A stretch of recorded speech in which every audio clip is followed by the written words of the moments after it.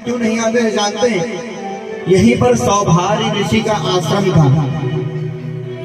सौभार्य ऋषि का आश्रम था। एक बार गरुड़ जी वहां पर आए, अपना आखेट कर रहे थे, शिकार कर रहे थे।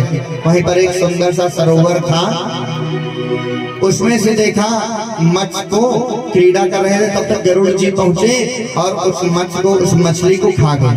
जो नर मछली थी उसको खा गए, और जो ही खा गए उसकी पत्नियां वियोग में अपने प्राणों का उत्सर्ग कर दी।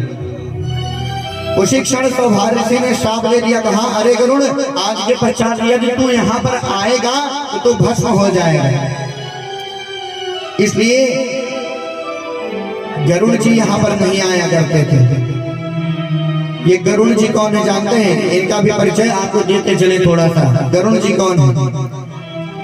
ये महात्मा कश्यप ऋषि के पुत्र हैं, पुत्र। इनकी 13 पत्नियां थी। आपको उस दिन दिति, अदिति इत्यादि के बारे में बताए थे ना, तो उनके विषय में बतलाए थे। उसी 13 में 2 पत्नियां थी, उनका नाम था कद्रु और विनीता। 2 पत्नियां और थी, परंतु ये जो विनीता थी ये विनम्र स्वभाव की थी, और कद्रु जो थी ये बड़े ही उग्र स्वभाव की थी।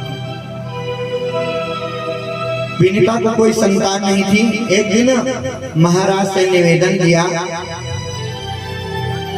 निवेदन क्यों किया जानते हैं? इसकी आवश्यकता क्यों पड़ी? एक दिन दोनों सौतों में शर्त लग गई। कद्रु और विनीता में शर्त लगाई गई। कहा ये जो सूर्य देव हैं, इनके घोड़े जो हैं, इनका रंग श्वेत है। विनीता ने कहा श्वेत है, परंतु कद्रु ने कहा नहीं नहीं, ये तो काले हैं, काले। विनीता बिल्कुल ठीक थी, बोले कि नहीं नहीं, हमको तो संपूर्ण ज्ञान है, हमको ज्ञात है, अच्छी भली भांति ज्ञात है, ये श्वेत ही है। कद्रु के पुत्र हैं नाग। नाग कद्रु के पुत्र हैं। अपने पुत्रों को आदेश दे दिया, कहा जो सर्व हार जाएगा वो 12 वर्ष का दासत्व स्वीकार कर लेगा, वो अपने सवत की दासी बन करके व्यतीत करेगा। शर्त लग गई। प्रातः काल हुआ। कद्रु ने अपने पुत्रों को आदेश दिया था, जितने भी सर्प थे सबको आदेश दिया, कहा जाकर के सूर्य भगवान के घोड़ों से इस प्रकार निपट जाओ कि थोड़ा भी उनका श्वेत रंग दिखाई ही ना पड़े। जैसा आदेश मिला वैसे ही सर्पों ने कर दिया। जब शर्त के अनुसार घोड़े काले दिखाई पड़ गए, अब 12 वर्ष के लिए ये पुनः दासत्व मिल गया इनको। देवी विनीता जो थी ये दासी हो गई कद्रु की। एक दिन अपने पतिदेव के पास पहुंची, कहा नाथ थोड़ा सा कुछ कृपा हमारे ऊपर भी करें, एक पुत्र की कामना है। कश्यप ऋषि ने तेज दिया, एक लकड़ी का काट दिया, कहा इसको ले जाओ, सेवन करो और इसी में तुमको एक पुत्र हो जाएगा। विनीता लेकर के आ गई और उस काठ को बढ़िया पालना पोषना प्रारंभ कर दिया। जब और समय व्यतीत हुआ, लगभग 6 महीने जब व्यतीत हो गया, तब एक दिन कद्रु ने विनीता से कहा, पतिदेव ने आपको अच्छा मूर्ख बना दिया, भला ये बताओ इस काठ से, इस लकड़ी से भी क्या पुत्र की प्राप्ति होगी? कहा खोल करके देखो तो इसमें वास्तव में कोई पुत्र है या पतिदेव ने आपको मूर्ख बनाया है? विनीता का मन हो गया, बोला हाँ सच कह रही हैं, हमको थोड़ा सा देखना चाहिए। थोड़ा सा जैसे ही उस काठ को खोला, एक पुत्र, बड़ा ही सुंदर पुत्र उसमें था। संपूर्ण शरीर का आकार बन चुका था, दोनों पांव नहीं बने थे अभी उसके। जल्दी से बंद करने का कहा, बस करो माँ। और छोटा सा बालक बोलने लगा, कहा माँ अब कोई फायदा नहीं, आपको दासत्व से मैं मुक्त नहीं करवा सकता, आप दासी है, दासी ही रह जाएंगी। मैं पंग होकर के, मैं अपंग, आपके लिए क्या सहायता कर सकता हूँ? मैया अब खोल दो, कोई बात नहीं। सूर्य नारायण उपस्थित हो गए, कहा मैया ये जो पुत्र है इसको आप हमको दे दो, ये हमारे सारथी हो जाएंगे, सारथी। उनका नाम हो गया भगवान अरुण जी। अरुणोदय बेला होती है सूर्योदय के पहले ही, तो अरुण जी को भगवान सूर्य नारायण लेकर के चले गए। अब पुनः विनता गई, महाराज कश्यप से निवेदन किया, कहा नाथ पुनः प्रदान करिए एक पुत्र। कहा ले जाओ, पुनः दे दिया तेज, कहा ले जाओ सेवन करो इसका। देवी आगे सेवा करने लगी, परंतु अब की बार काष्ठ को खोलना नहीं है, बिल्कुल भी संपूर्ण है। जब समय व्यतीत हो गया वह काष्ठ अपने आप ही खुल गई। खुलने के पश्चात उसमें से भगवान गरुड़ का प्राकट्य हो गया, भगवान गरुड़ उत्पन्न हो गए। तब तक 12 वर्ष व्यतीत हो गए थे। कहा माँ पुनः शर्त लगाओ, मैया से पुनः शर्त लगाओ, और शर्त लग गई। कहा घोड़े श्वेत हैं, विनीता ने कहा घोड़े श्वेत हैं, कद्रू ने कहा घोड़े काले हैं।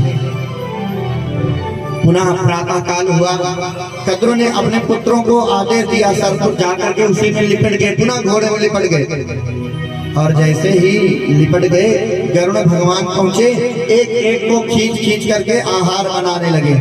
सारे सर्प जितने भी लिपटे थे सब छोड़ करके भाग गए, श्वेत दिख गए। आज घोड़े श्वेत दिख गए। विनीता ने कहा अब कद्रू अपना सिर झुकाए, नयन झुकाए, खड़ी रही। कहा कोई बात नहीं, मैं आज आपको दासत्व से मुक्त करती हूँ। कहा मैं आपको दासी नहीं बनाऊंगी, क्योंकि मैं दासी बन चुकी हूँ, मैं उसका स्वाद जानती हूँ, मैं तुमको दासी नहीं बनाऊंगी। आज गरुड़ जी के भय से ये कालिया नाग जो है यहाँ रहा करता था। सौभार्य ऋषि का आसन था और उसका साथ था, गरुड़ यहाँ पर इस स्थान पर आ नहीं सकता, इसलिए यह कालिया यहाँ पर रहा करता था। एक दिन सारी गोपिकाओं ने आपस में मंत्रणा किया। कहा ये जब होता है सदैव चोरी में पकड़ा जाता है, आज पुलिस चौकी की प्रबंध कर दिया जाए। पुलिस चौकी स्थापित हो गई, पुलिस चौकी का प्रबंध हो गया। कोतवाल ललिता विशाखा जमादार बनी, सारी की सारी, कुछ गोपी सेवाही बन गई, कुछ दरोगा बन गई। अब तो पुलिस चौकी वहां पर स्थापित हो गई, परंतु 15 दिन हो गए कोई फरियादी ही नहीं आया। अरे कैसे मालूम चले कि दरोगा जी सख्त है कि बिल्कुल नरम स्वभाव के हैं? कैसे मालूम चले? जब कोई आवे तब तो मालूम चले ना। परंतु भैया राम सदा सेवक रुचि राखे, कोई नहीं आया। तब होई के फरियादी श्याम आए के फरियाद कियो। क्या फरियाद किए श्याम? हाय मेरो राधिका चुराए चित ले गए। कहा राधा जी ने हमारा हृदय चुरा लिया है, हमारे दिल की चोरी कर ली है राधा जी। वहां पर राधा जी भी उपस्थित थी। कहा मैंने चोरी नहीं किया है, पहले इन्होंने चोरी किया है। राधा जी कहने लगी राधे चौर्य गुणास के सहृतम किमते परसेववा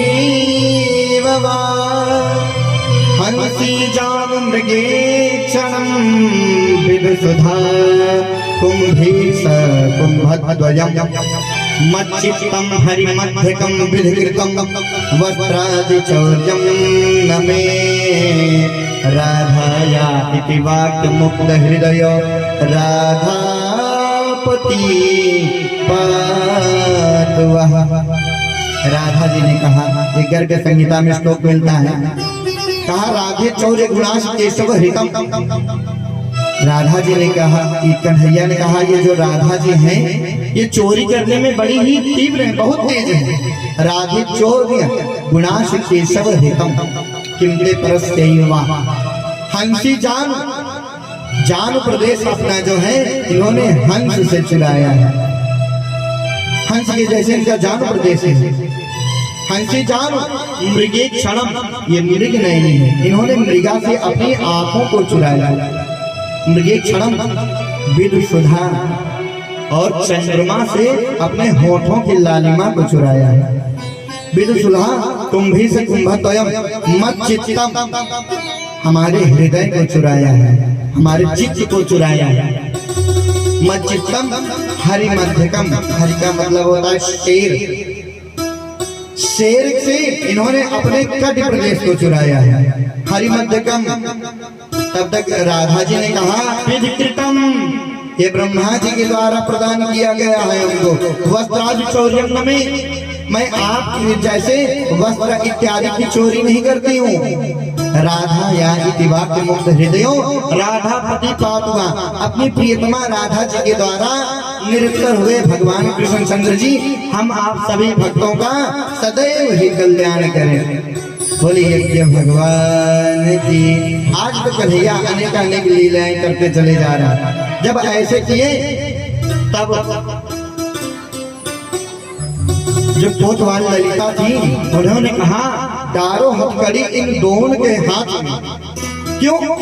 दोनों है प्रसिद्ध चोर ब्रजमंडल के, दोनों करें चोरी एक एकन की घात में। ये दोनों चोर हैं, दोनों को अंदर डाला।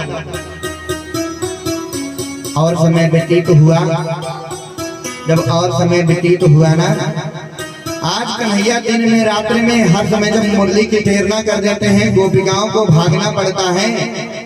कोई कोई कार्य कर रही हैं कुछ भी, परंतु भागना पड़ता है। गोपिकाओं ने कहा ये तो हमारी सवत ही हो गई, सवत। कहा आज से यदि कन्हैया अपने इस बंसी को बजाएंगे तो हम करेंगे क्या जानते हैं कि कानन दे अंगुरी रही वो, अपने कान में उंगली डालेंगे। हम उस बंसी की धुन को सुनेंगे, जब सुनेंगे नहीं तब हमको जाना नहीं पड़ेगा। कहा कानन दे अंगुरी रही वो, कब?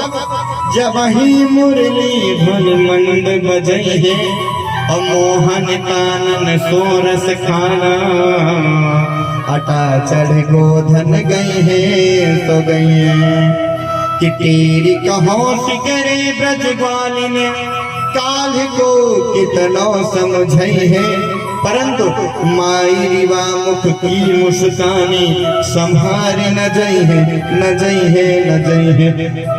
कहा सोचती तो है, परंतु जैसे ही कन्हैया जब मुरली बजा रहे हैं एक कान में उंगली डालती हैं, परंतु जैसे थोड़ा सा उंगली ढीली करती हैं, सोचती हैं मुरली बंद हुई कि अभी बज रही है। जैसे ही सुनने का प्रयास करे, ज्यों ही वह मुरली की धुन उनके कान में लगती है, फिर भाग के जाने लगती है। क्या सुंदर मुरली टेरना करते थे भगवान नारायण, नित्य लीलाएं करते जा रहे हैं कन्हैया। आज जब गोचारण करके भगवान अपने गृह में आए, जब घर में आए देखा आज मैया चूरमे के लड्डू बना रही थी। सुंदर सुंदर लड्डू बन रहे थे। जैसे ही लेने के लिए हाथ बढ़ाया, मैया ने कहा खबरदार, एक भी लड्डू छूना मत कन्हैया। बोले मैया पुत्र से भी बढ़कर के कोई हो गया? कहा परंतु इससे देवराज इंद्र की पूजा होनी है, ये पूजा के लिए बन रहे हैं, इसलिए आप ये पहले भोग लगाए जाएंगे, उसके बाद ही प्रसाद मिलेगा। कन्हैया को एक नहीं दिया। कन्हैया ने कहा मैया ये बतलाओ, ये गैया जो इत्यादि जो है ये तो गोवर्धन जी की तलहटी में चलती है ना, यहाँ पर गोचारण करती है ना, फिर इंद्र भगवान की पूजा क्यों होगी? कहा वो हमारे घर जब मेघ बनकर अपने मेघों को भेजते हैं, उनको आदेश देते हैं, तो मेघ इत्यादि आते हैं, वर्षा करते हैं, तब जाकर के हमारे यहाँ अन्न होता है। कहा कुछ भी हो मैया, परंतु गोवर्धन जी की पूजा करवा दो। गोवर्धन जी की पूजा क्यों करवानी है जानते हैं? ये पूर्व जन्म का वादा है भगवान का। वादा कब किया था जानते हैं? त्रेता युग में। त्रेता युग में जब सेतु बंध का कार्य चल रहा था, उस समय नल नील इतने बड़े शिल्पी हैं, ये बड़े बड़े पहाड़ों को ले आकर के बंदर भालू इनको देते, और ये राम नाम का गारा लगा करके ये उसी में डाल, ये समुद्र में डालते जाते और सेतु का कार्य आगे बढ़ता जाता। भगवान ने देखा नल नील इतने बड़े शिल्पी हैं, इतने बड़े बड़े पहाड़ को, इतने बड़े बड़े पर्वत को तैरा दे रहे हैं, थोड़ा सा हम भी तो देखें। एक कंकड़ी उठाई, छोटी सी कंकड़िया उठाई और समुद्र में डाल दिया, और जैसे ही समुद्र में डाला वैसे ही कंकड़िया डूब गई। इधर उधर देखने लगे, अरे कोई देख तो नहीं रहा है, नहीं तो बोलेंगे ये भगवान है स्वयं राघवेंद्र सरकार। नल नील तो इतने बड़े बड़े पहाड़ को तैरा रहे हैं और भगवान छोटी सी कंकड़िया भी नहीं तैरा पाए।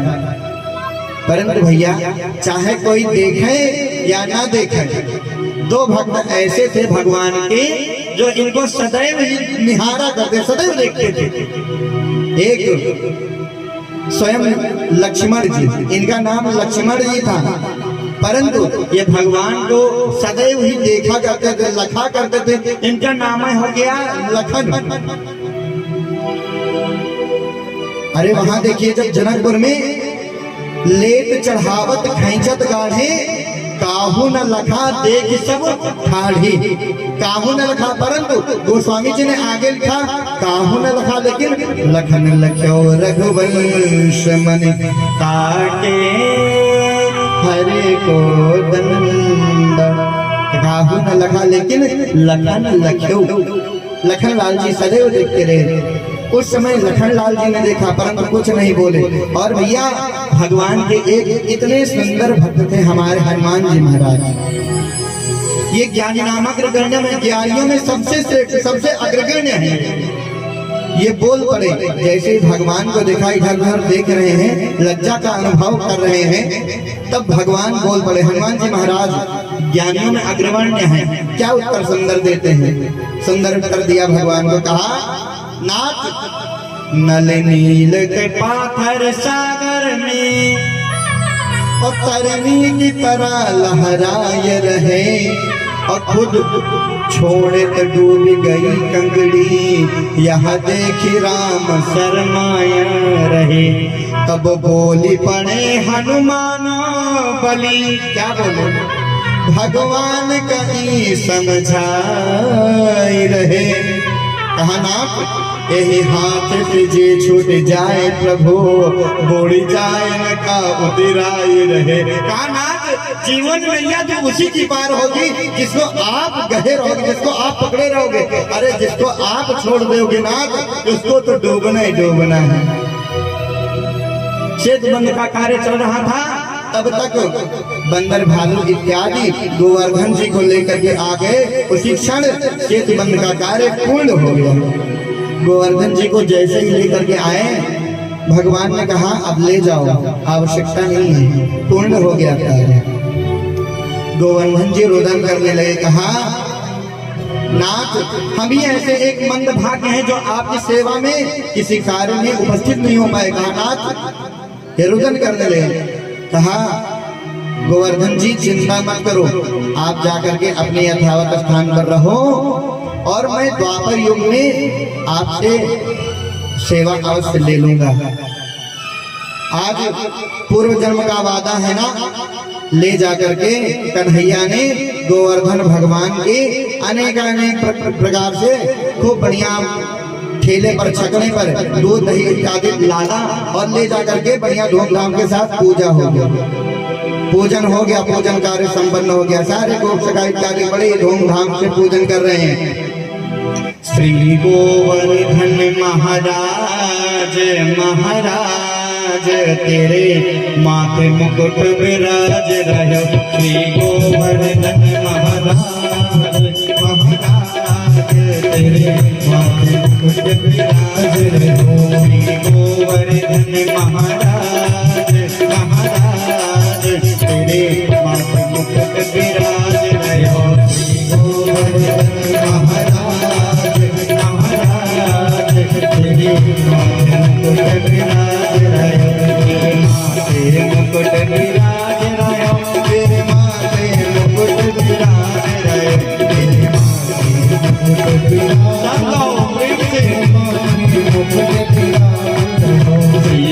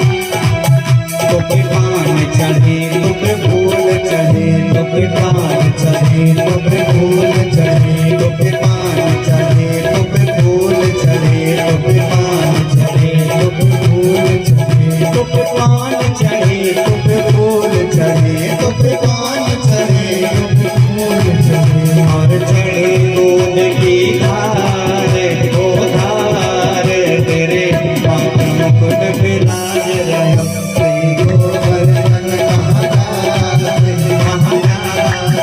तेरे माथे मुकुट विराज रहे हो।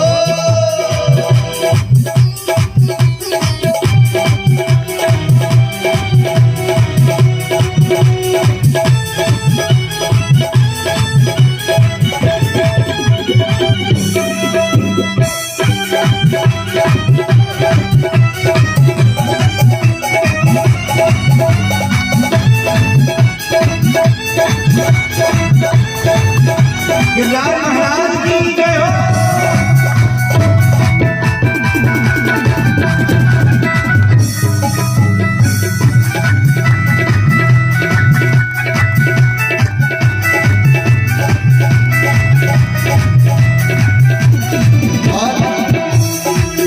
तेरे कानन कुंडल सोहरयो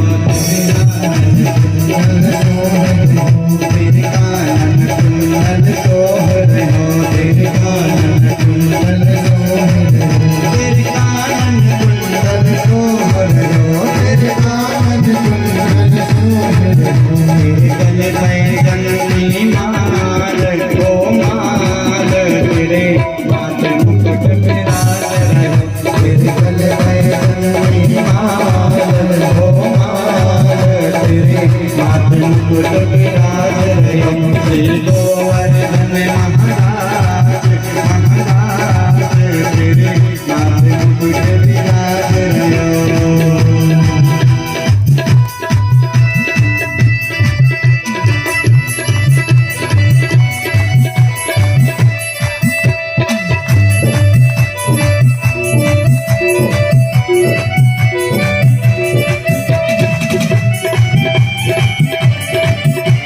गोवर्धन भगवान की जय हो।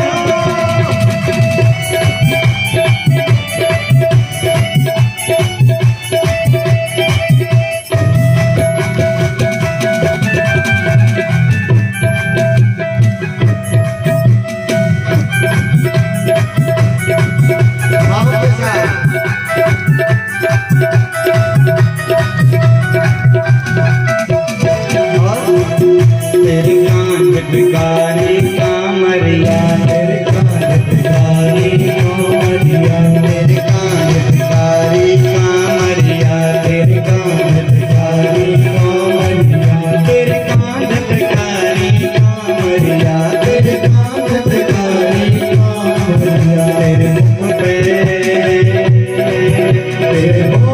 लाल गुलाल गुलाल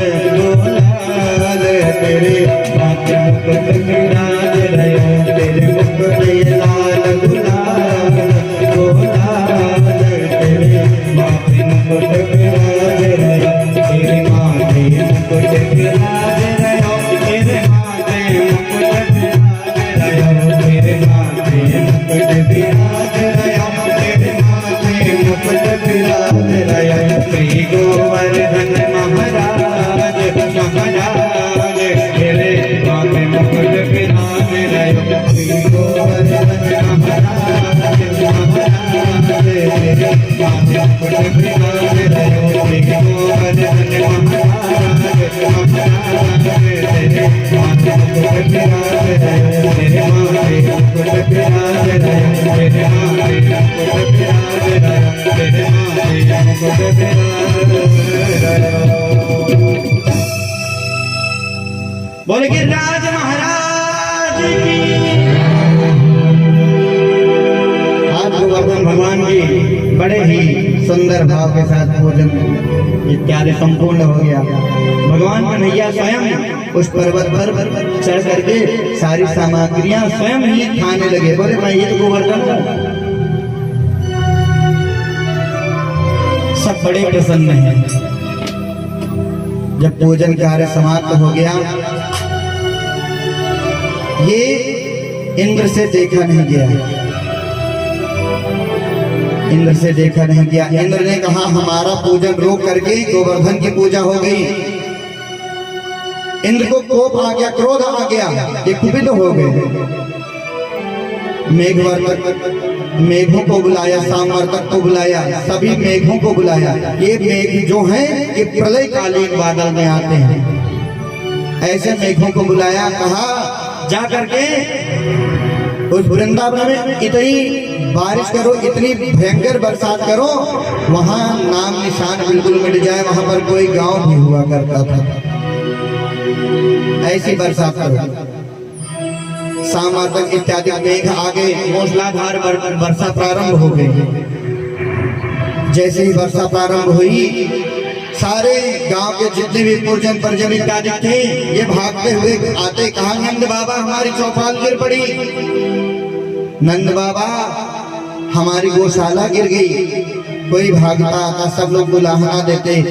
आपने छोटे से बालक के कहने में आकर के इंद्र की पूजा रोक दी, अब वो भाजन बनना पड़ रहा है। कन्हैया ने कहा कोई बात नहीं, चलो गोवर्धन जी के पास। सबको लिवा करके ले आए, साथ में ले आकर के आ गए। गोवर्धन जी को उठा लिया, अपनी कनिष्का उंगली पर धारण कर लिया। जितने भी अन्य ग्वाल बाल इत्यादि सखा थे, कोई बांस लेकर के, कोई डंडा लेकर के, कोई लाठी लेकर के, सब लोग उसको पकड़ लिए, बोले कहीं गिर न जाए। कन्हैया 7 दिन तक अपनी कनिष्का उंगली पर उस गोवर्धन पर्वत को धारण किए रहे। परंतु भैया मूसलाधार वर्षा हो रही है तो बगल वाला बरसाना तो फिर बह गया होगा ना। भैया बरसाना भी बच गया था। कैसे बच गया जानते हैं? उसका भी प्रमाण आपको देते चलते हैं। त्रेता युग की बात है, एक बार जगत जननी मैया जानकी जी ने अपने करुणा निधान से कहा, भगवान राघवेंद्र सरदार से कहा, नाथ आज ऋषि पंचमी है, आज के दिन किसी ब्राह्मण को भोजन अवश्य करना चाहिए। परंतु भैया आजकल की बात नहीं है, आजकल ये क्रियाएं जो हैं ये बिल्कुल लुप्त होती जा रही हैं। इसीलिए भागवतकार में लिखाना, कवियों में लिखाना, न विप्रपातो तक करें दमानी, न वेद शास्त्र ध्वनि गर्जितानि, स्वाहा स्वधा मंत्र विवर्जितानि, श्मशान तुल्यानि गृहाणितानि। न विप्रपातोदक कर्दमानी, जिस घर में किसी ब्राह्मण के चरण धुलने से कोई कीचड़ न उत्पन्न हो गया हो, अर्थात कभी उनका पाद प्रक्षालन न किया गया हो। न विप्रपातोदक कर्दमानी, न वेद शास्त्र ध्वनि गर्जितानि, कभी भी वेद मंत्रों का उच्चारण नहीं हुआ। न वेद शास्त्र ध्वनि गर्जितानि, स्वाहा स्वधा मंत्र विवर्जितानि। स्वाहा अर्थात देव कार्य और स्वधा पितृ कार्य। जब देव कार्य होता है तो स्वाहा बोला जाता है, परंतु जब पितृ कार्य होता है तो इदम पिंडम पे स्वधा बोला जाता है। अर्थात जिस घर में ना तो देव कार्य हुआ और ना ही पितृ कार्य हुआ। स्वाहा स्वधा मंत्र विवर्जितानि, श्मशान तुल्यानि गृहाणितानि। वो मात्र देखने में तो घर खड़े हैं एक खंडहर के स्वरूप, परंतु उसमें सुख शांति से बरकत सब विदा हो गई है। कहने को है बस कि हाँ घर है हमारे पास रहने के लिए। भाई आरसीसी का जमाना है, आप बढ़िया बनवा दिए, 100-200 साल चलेगा, परंतु सुख शांति गायब हो जाएगी। जब इतनी क्रियाएं बंद हो गई तो सुख शांति, इसीलिए आजकल मानसिक तनाव ज्यादा हुआ करता है। आज ऋषि पंचमी का पर्व आ गया।